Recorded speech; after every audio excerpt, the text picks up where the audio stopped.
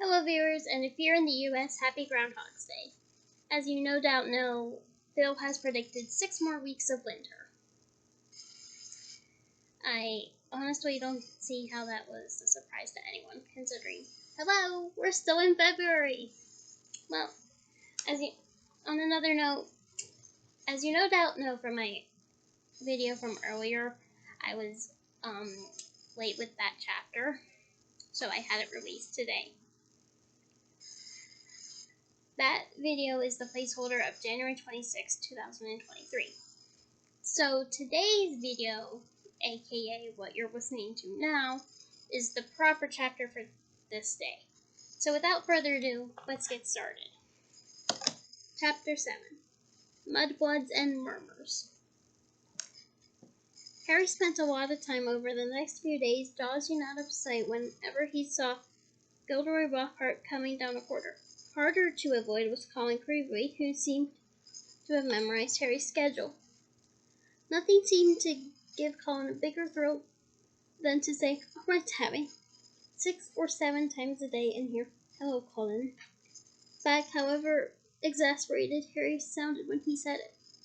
Hedwig was still angry with Harry about the disastrous car journey, and Ron's wand was still malfunctioning, surpassing itself on Friday morning by shooting out of Ron's hand in charms and hitting tiny old Professor Flitwick squarely between the eyes, creating a large, throbbing green boil where it had struck.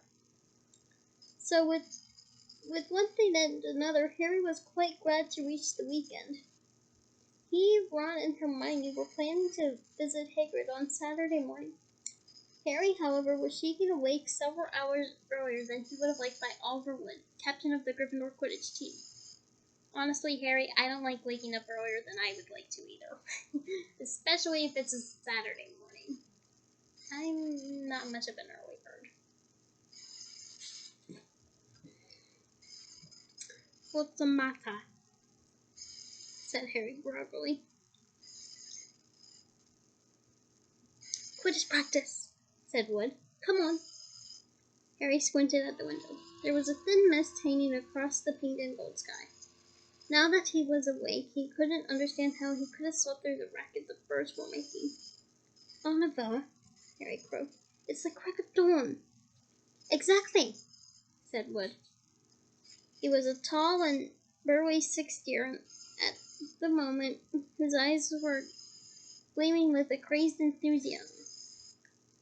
"It's part of our new training program. Come on, grab your broom, and let's go," said Wood heartily. "None of the other teams have started training yet. We're going to be the first off the mark this year." Yawning and shivering slightly,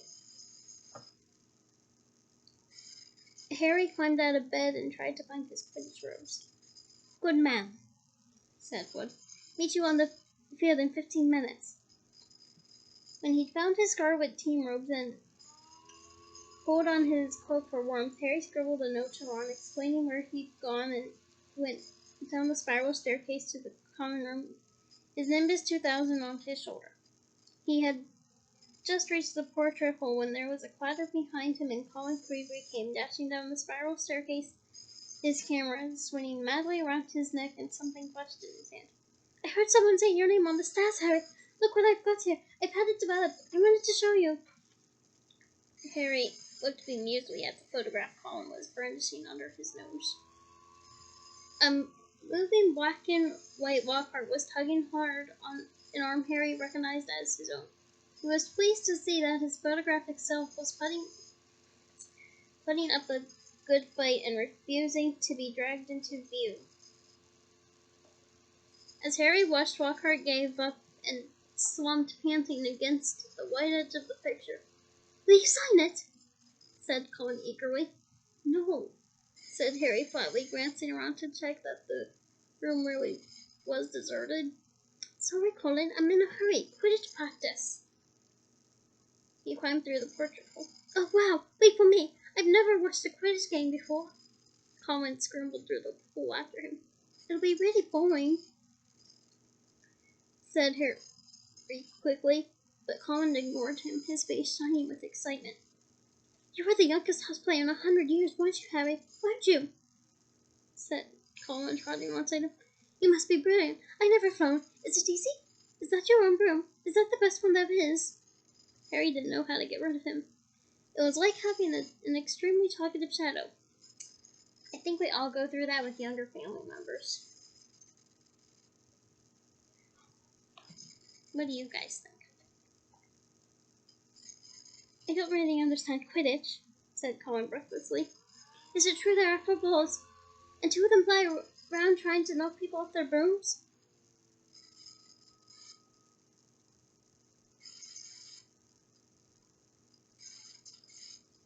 Yes, said Harry heavily, resigned to explaining the complicated rules of Quidditch. They're called bludgers. There were two beaters on each team who carry clubs to beat the bludgers away from their side. Fred and George Weasley are the Gryffindor beaters. And what are the other balls for? Colin asked, tripping down a couple of steps because he was gazing open-mouthed at Harry. Well, the quaffle, that's the biggest red one, is the one that scores goals. 3 chasers on each team throw the quaffle to each other and try to get it through the goalpost at the end of the pitch. There are 3 long poles with hoops on the end. And the fourth ball is the golden snitch, said Harry.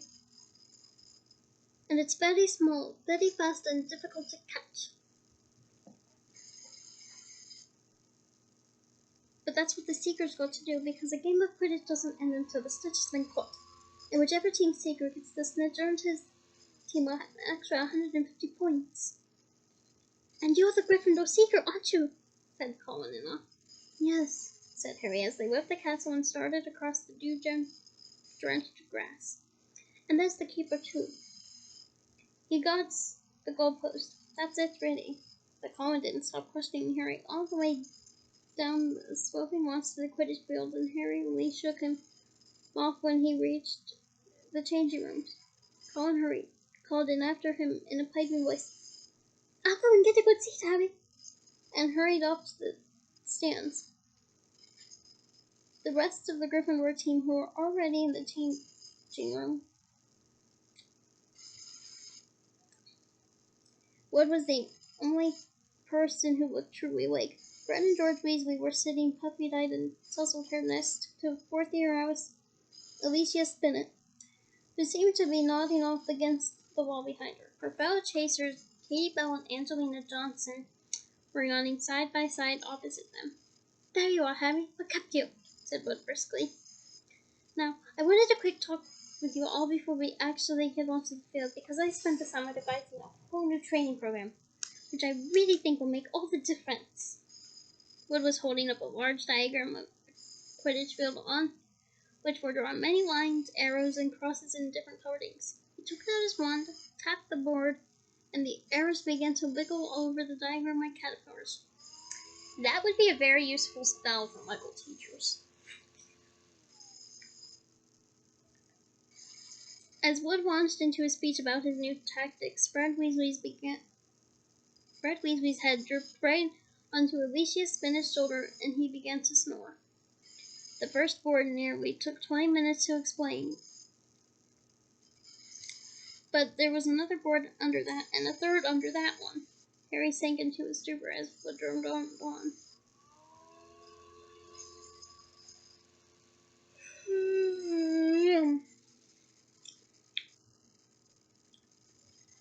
So, said Wood, at one last, jerking Harry from a wistful fantasy about what he could be eating for breakfast at this very moment up at the castle. Is that clear? Any questions? I've got a question, Oliver, said George, who had woken with a start. Why couldn't you have all told this yesterday when we were awake? Wood wasn't pleased. Now listen here, you lot, he said, glowering at them all. We should have won the Quidditch Cup last year. We were easily the best team. But unfortunately, owing to circumstances beyond our control, Harry shifted guiltily in his seat. He had been unconscious in the hospital wing for the final match of the previous year, meaning that Gryffindor had been a player short and had suffered their worst defeat in 300 years.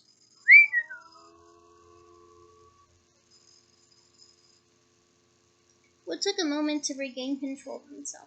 Their last defeat was clearly still torturing him. So this year between harder than ever before.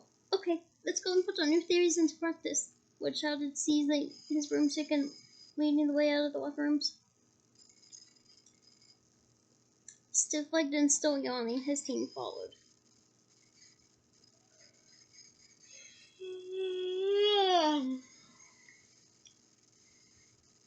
They had been in the locker room so long that the sun was up completely now, although remnants of mist hung over the grass in the stadium. As Harry walked onto the field, he saw Ron and Hermione sitting in the stands. Aren't you finished yet? Called Ron incredulously. That basically means hesitantly or doubtfully. You're welcome.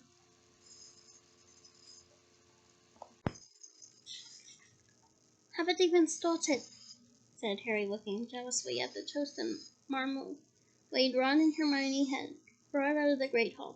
Wood's been teaching us new moves. He mounted his broomstick and kicked off at the ground, soaring up into the air. The cool morning air whipped his face, waking him far more effectively than Wood's wont talk. It felt wonderful to be back on the Quidditch field. For an idea of the whipping, here.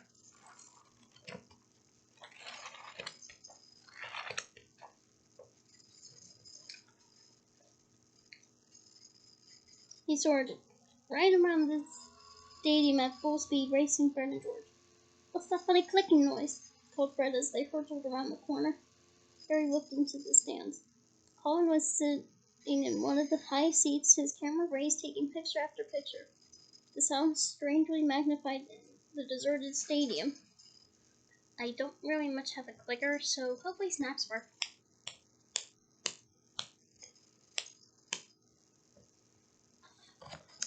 Look this way, Harry! This way! He cried shrilly. Who's that?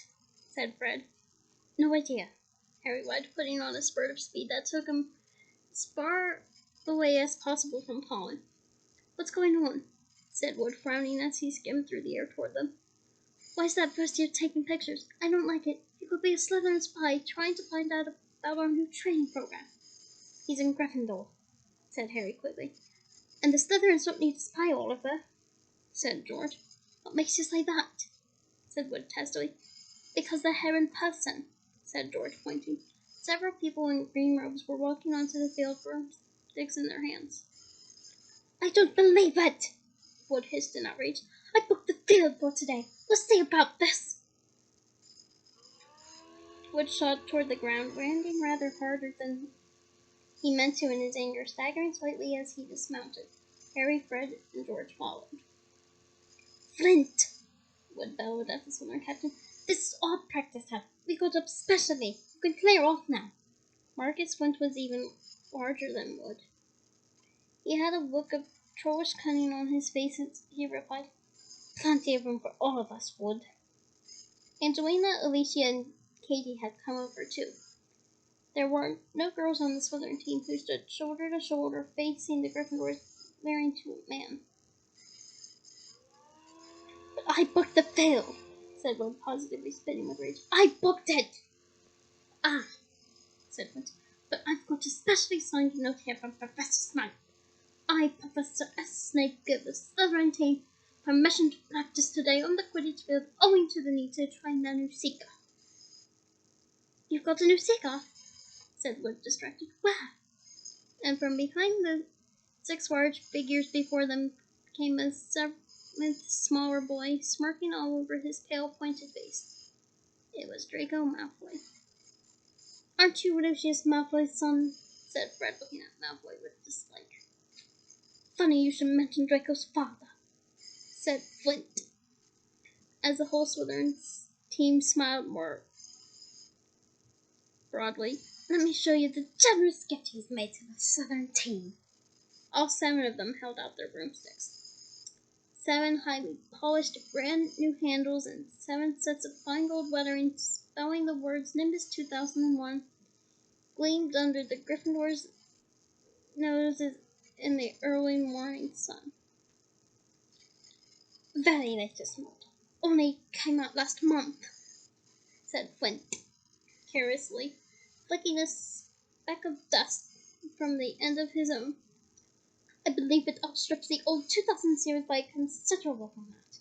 As for the old clean sleeves," he smiled nastily at Fred and George, who were both clutching their clean sleeve fives. "Sweeps the board with them." None of the Gryffindor team could think of anything to say for the moment. Malfoy was smirking so broadly his gold eyes were reduced to slits. "Look," said Flint. "A field invasion." Ron and Hermione were crossing the grass to see what was going on. "What's happening?" said Ron. Ron asked Harry. "Why would you play? And what's Hay doing here?" He was looking at Malfoy, taking in his Slytherin Quidditch room.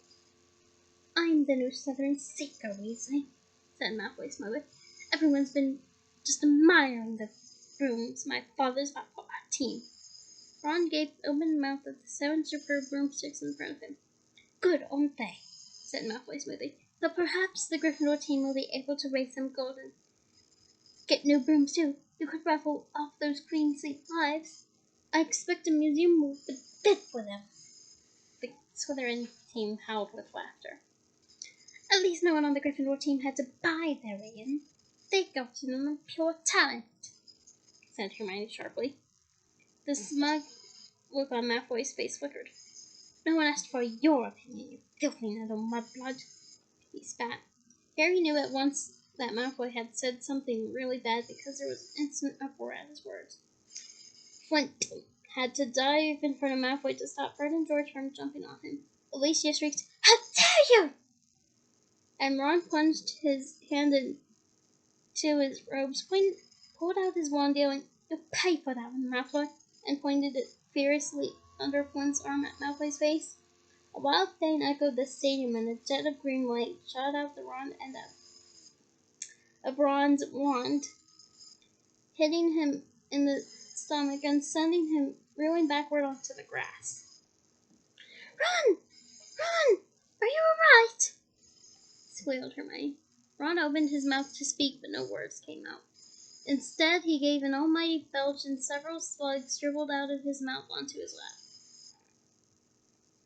Can I just be the first to say, ew? Like a huge ew, ew, ew, ew, ew.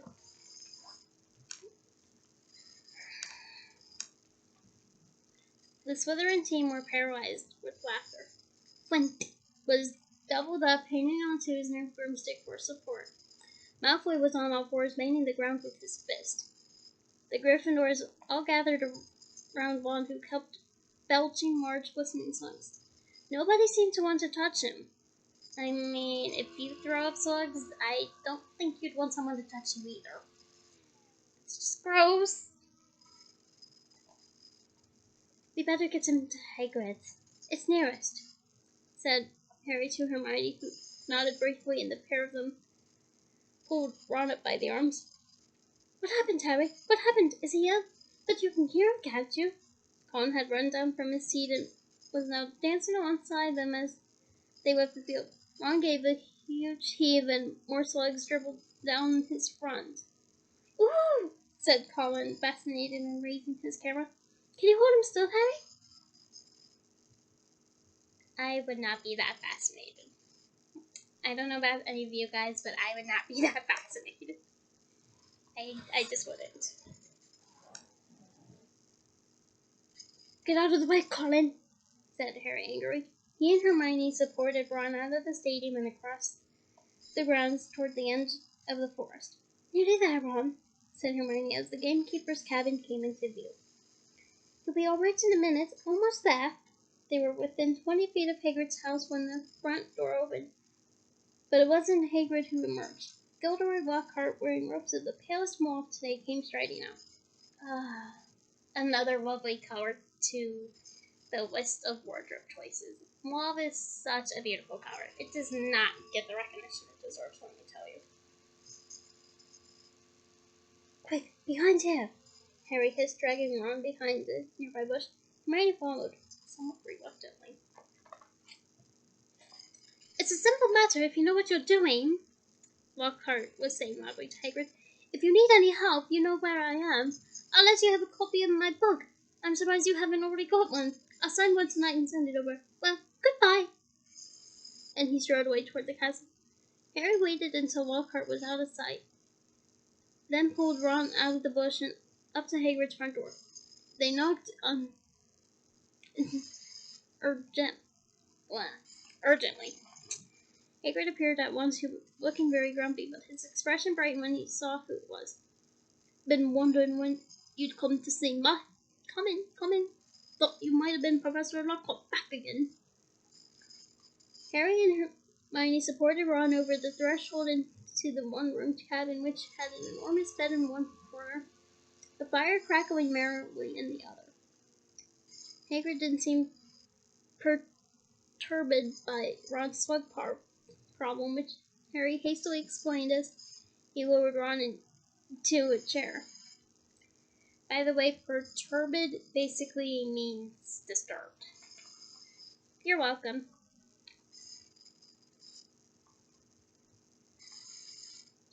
Better out than in, he said cheerfully, plunking a large copper basin in front of him. Get 'em all up, Ron.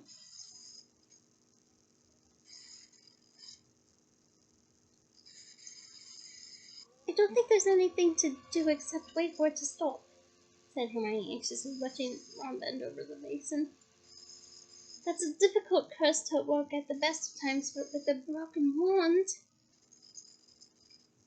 Hagrid was bustling around to make them tea. His boarhound Fame was slobbering all over Harry. No offense to dog lovers out there, but that is a very good reason why I'm always going to be a feline friend. Again, no offense to dog lovers who are listening. What did Lockhart want with you, Hagrid? Harry asked, scratching Fame's ears. Giving me advice on getting copies out of the well, growled Hagrid, moving a half-plucked rooster off his scrubbed table and setting down the teapot. Like I don't know. And banging about some banshee vanished. One word of it was true, I'd leave my kettle. It was most unlike Hagrid to criticize a Hogwarts teacher, and Harry looked at him in surprise. Hermione, however, said in a voice somewhat higher than usual, I think you're being a bit unfair. Professor Dumbledore obviously thought he was the best man for the job. He was the only man for the job, said Hagrid, offering them a plate of trifled toffee. That actually does sound good. While Ron coughed squelchily into his basin, and I mean the only one. It's getting very difficult to find anyone for the dog guard's job. People are too keen to take it on, see? They're starting to think us jinxed. No one's lasted long for a while now, so tell me, said Hagrid, jerking his head at Ron. Who was he trying to cost?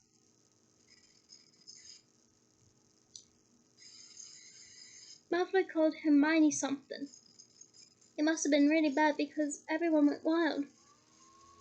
It was bad, said Ron hoarsely, emerging over the tabletop looking pale and sweaty.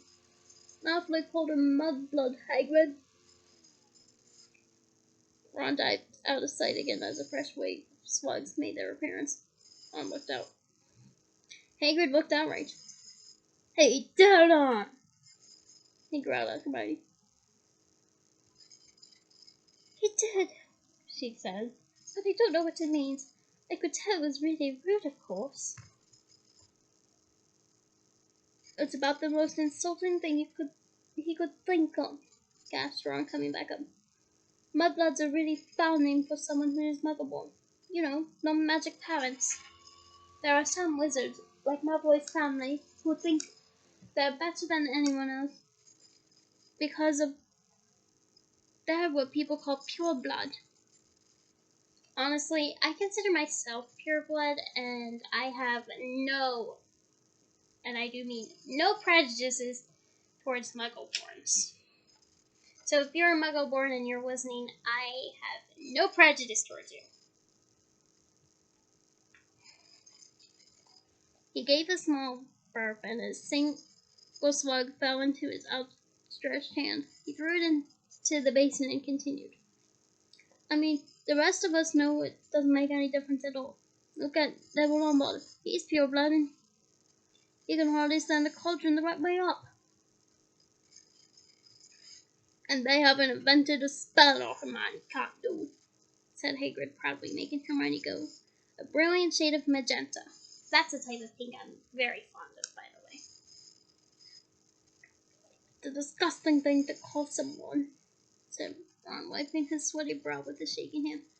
Dirty blood, see? Common blood, it's ridiculous. Most wizards these days don't have blood anyway. If we hadn't married muggles, we'd have died out. He retched and ducked out of sight again.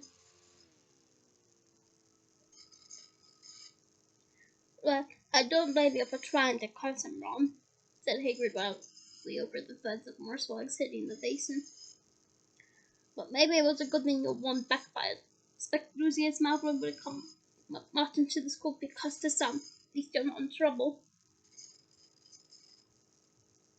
Harry would have pointed out that trouble didn't come much worse than having slugs pouring out of your mouth, but he couldn't. Hagrid's truffle toffee had cemented his jaws together. Well, okay. His recipe does need a few tweaks. But after those few tweaks, I'm sure it's delicious.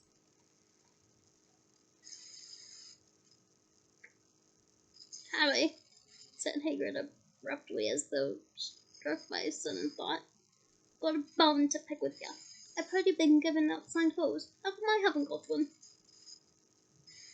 Furious, Harry wrenched his teeth apart. I have not been giving out signed photos, he said hotly.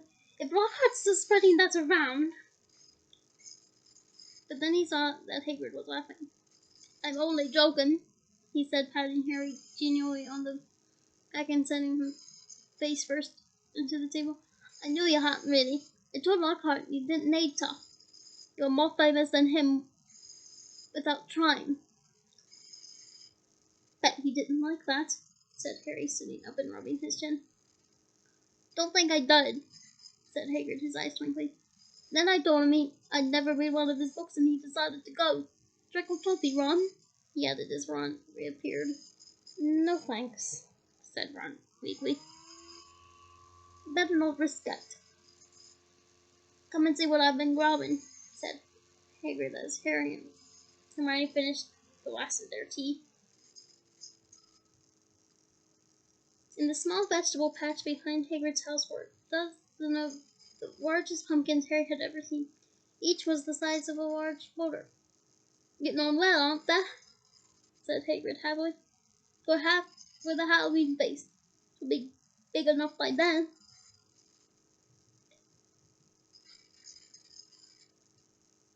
What have you been feeding them? Said Harry. Hagrid looked over his shoulder to check that they were well. Well, I've been giving them Munol. I'll try to help. Harry noticed Hagrid's flowery pink umbrella leaning against the back wall of the cabin. Harry had reason to believe before that this umbrella was not at all it looked. In fact, he had the strong impression that Hagrid's old school wand was concealed inside it. Hagrid wasn't supposed to use magic. He had been expelled from Hogwarts in his third year. But Harry had never found out why. Any mention of the matter in Hagrid would clear his throat loudly and become mysteriously deaf until the subject was changed.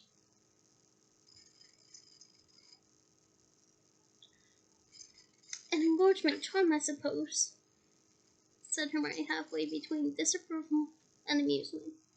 Well, you've done a good job on them. That's just what your little sister said Hagrid, nodding at Ron. Met her just yesterday. Hagrid looked sideways at Harry, his beard twitching.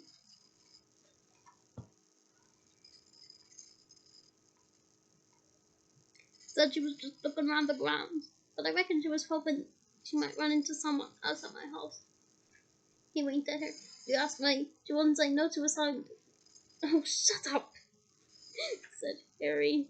Ron snorted with laughter and the ground was spreading slugs. As disgusting as slugs are, that moment is hilarious.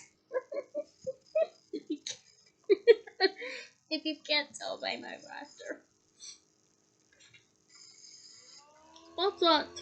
Hagrid roared, pulling Ron away from his precious pumpkins. It was nearly lunchtime, and as Harry had only had one bit of trackled toffee since dawn, he was keen to go back to the school tea.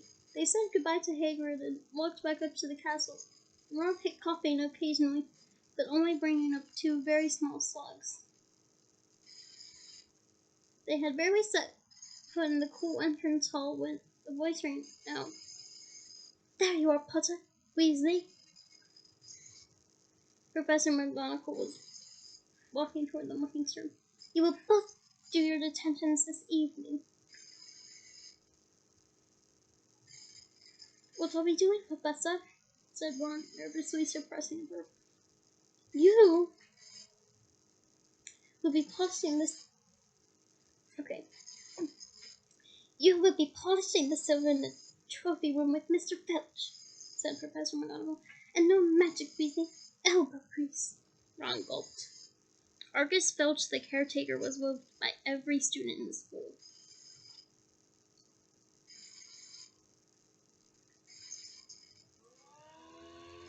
"And you, Potter, will be helping Professor Lockhart answer his fan mail," said Professor McGonagall. "Oh no. Professor, can't I go into the trophy room too?" said Harry desperately. "Certainly not," said Professor McGonagall, raising her eyebrows. "Professor Lockhart requested you particularly. 8 o'clock sharp, both of you." Harry and Ron slouched into the great hall in states of deepest gloom, Hermione behind them, wearing a "well, you did break the rules" sort of expression. Okay. I think that would look something like this.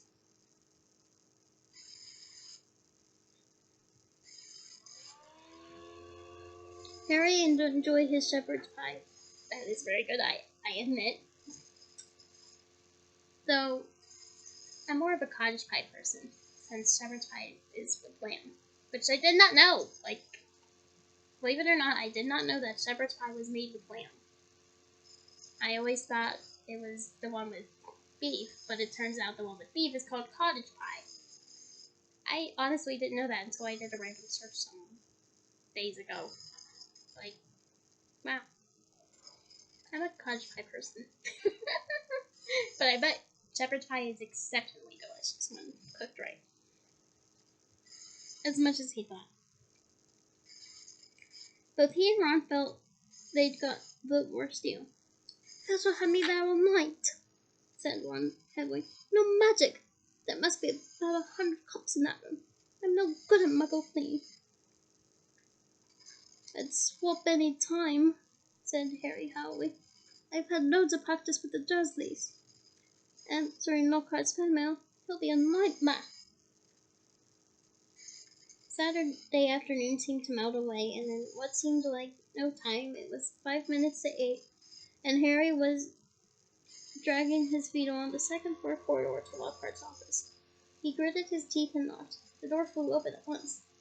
Lockhart beamed down at him. "Ah, here's the scallywag," he said. "Come in, Harry, come in."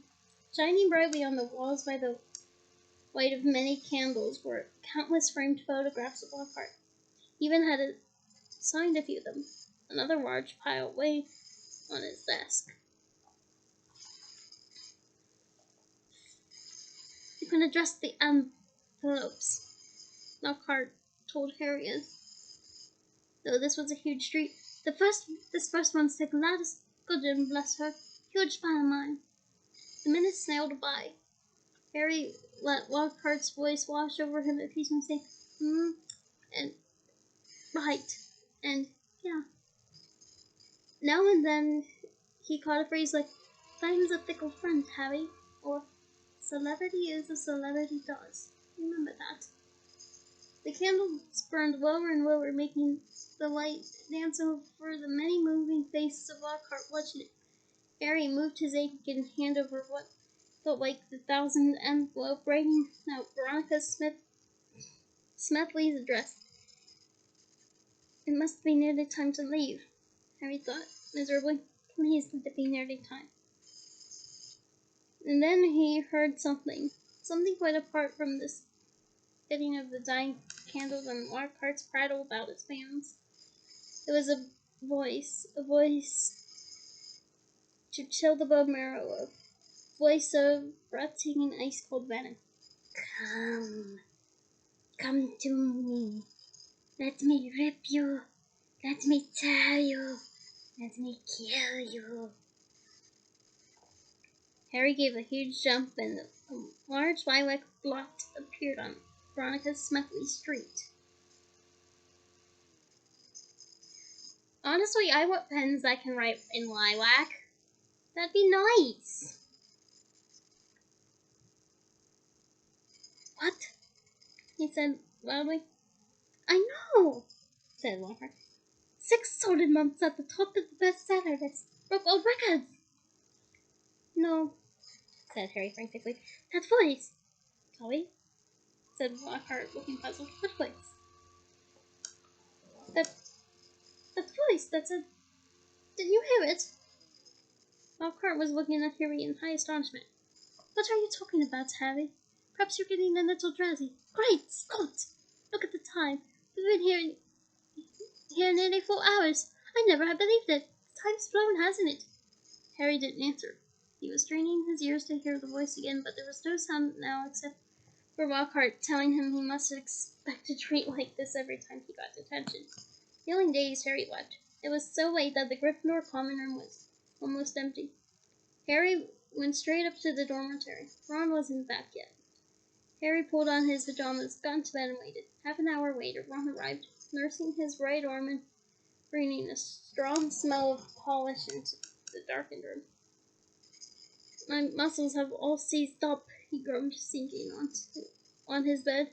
14 times he made me buck up at that Quidditch cup before he was satisfied. And then I had another slug attack over a special ward for services to the school. Took ages to get the slime off. How was it with Lockhart? Keeping his voice low as not to wake Neville, Dean, and Seamus,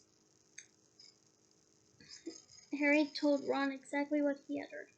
And Lockhart said he couldn't hear it, said Ron. Harry could see him frowning. What, do you think he was lying? But I don't get it. Even someone invisible would have had to open the door. I know, said Harry, lying back in his four-poster and staring at the canopy above him. I don't get it either. And on that note, that is the end of the chapter. I hope you enjoyed listening. Until next week for chapter 8. Bye!